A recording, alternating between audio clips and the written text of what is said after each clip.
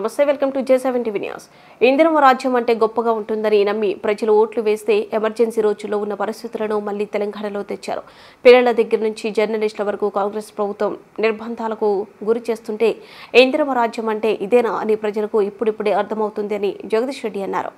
ఇందిరమ్మ రాజ్యం అంటే పాపం ఇప్పటి తరం కదా తెలియక ఇది కేసీఆర్ రాజ్యం కాకుండా ఇందిరమ్మ రాజ్యం అంటే ఇంకేందో గొప్పగా ఉంటుంది అనుకొని ఓట్లేసిన పొరపాట్ల.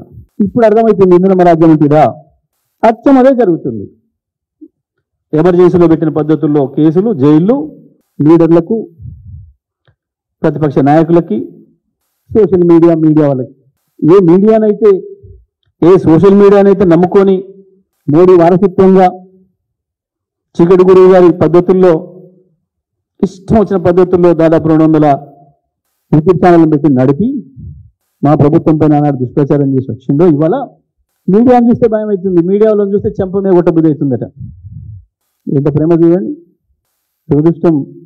సరే, ఎందుకో ఫైటింగ్ స్పిరిట్ పోయింది. మాట్లాడడానికి యూనియన్లు కూడా ఎందుకు వెనక ముందు ఆడుతున్నాయి, కానీ అది వేరే విషయం. అది జర్నలిస్టుల ఇష్టం, నాకు సంబంధం లేదు. కానీ మా వంతు మేమైతే ఖండిస్తున్నాం దాన్ని. మీడియా పట్ల ఆయన మాట్లాడిన విధానం అవి చూస్తే తను ఏమేమి మాట్లాడిండో, ఏమేమి చూసిండో, ఎవరెవరికి ఏం చెప్పిండో ఇప్పుడు వాళ్ళని చూసి భయపడుతున్నాడు.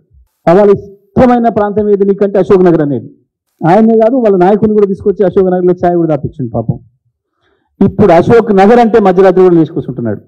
వణుకుడు పుడుతున్నది. రైతాంగం, రైతన్నలారా పోండి, అర్జెంటుగా పోయి లోన్ తెచ్చుకొని 2 లక్షలు నేను మాఫీ చేస్తా. ఇవాళ కట్టొచ్చిన కూడా మళ్ళీ ఓన్రి సాయంత్రం నేను మాఫీ చేస్తా అన్నా. నేనే ఆపిన, కేసీఆర్ ఇచ్చే రైతు బంధు 10,000 కదా, వారం ఆగుండి 15 ఇస్తే అందుకే ఆపిన నేనే. కానీ వాళ్ళ రైతులను చూస్తే భయం అవుతుంది. అక్క మీరు అన్నం పెడతారు, నాకు ఏమిటి ఓటు, నాకు అధికారం ఏది, 25,000 నెల నాడు నీ ఇంటికి పంపిస్తా. ఇప్పుడు అక్కల్ని చూస్తే భయం అవుతుంది. ఆఖరికి విద్యార్థులు చరిత్రలో ఎవ్వరు కూడా వీళ్ళ జోలికి పోలే పాపం. వీళ్ళని కూడా ఇట్లా మోసం చేయొచ్చని అనుకోలేవు గతంలో ఏ పార్టీ కూడా. మొత్తం వరల్డ్ పొలిటికల్ హిస్టరీలో మొట్టమొదటిసారి వీరే కనిపెట్టిండ్రు. తమ్మి నీకు 5 లక్షల కార్డు, నీ ఇష్టం ఏదంటే అది వాడుకోవచ్చు. చెల్లె నువ్వు బడి పోవాలి, కాలేజీ పోవాలి కానీ స్కూటీ నీకెందుకు, నేనే స్కూటీ ఇస్తాను, మా అక్క వచ్చి ఇస్తుంది, మా ప్రియాంకక్క. ఇప్పుడు అమ్మాయిలు చూస్తే భయం అవుతుంది. అదే కాలేజీ పిల్లలు తమ్ముళ్ళలాగా కనబడతారు, ఇవన్నీ పోరాటంలాగా కనబడతాను. వీళ్ళొక్కరిని పోకిరిలాగానే కనబడుతారు, పిల్లలు కాలేజీ పిల్లలు పోకిరిలాగానే కనబడుతున్నారు. కాకపోతే రైతాంగం కూడా అట్లే కనబడుతున్నారు.